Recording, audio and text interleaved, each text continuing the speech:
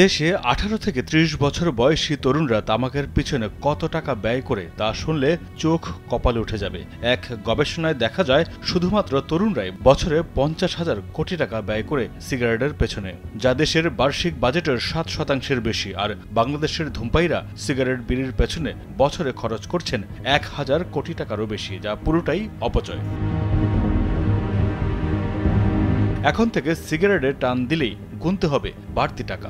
2024-25 অর্থবছরের প্রস্তাবিত বাজেটে সিগারেটের সম্পূরক শুল্ক আরও 1% বৃদ্ধির প্রস্তাব করেছে অর্থমন্ত্রী আবুল হাসান মাহমুদ আলী। ফলে নতুন অর্থবছরে সব ধরনের সিগারেটের দামই বাড়ছে। বৃহস্পতিবার 2024-25 অর্থবছরের বাজেট বক্তৃতায় একথা জানিয়েছেন অর্থমন্ত্রী আবুল হাসান মাহমুদ আলী।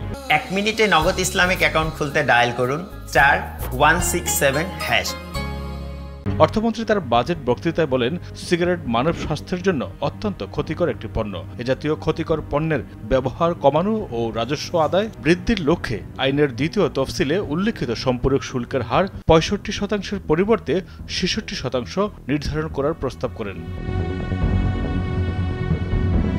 সিগারেট ও বিড়ির পেপারের স্থানীয় উৎপাদন পর্যায়ে মূসকের হার 7.5% পরিবর্তে 15% নির্ধারণ করার প্রস্তাব করেন তিনি।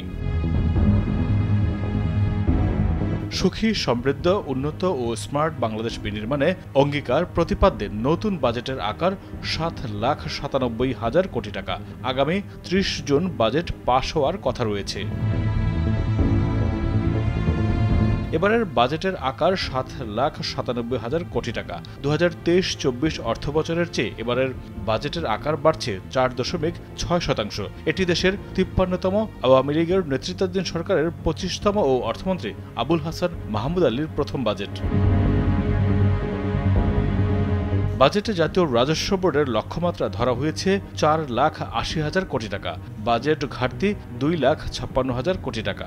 চলতি 2023-24 অর্থবছরের তুলনায় বাজেটের আকার 4.62% বাড়ানো হয়েছে। বাজেটে বিদেশি ঋণের লক্ষ্যমাত্রা ধরা হয়েছে 1,27,200 কোটি টাকা।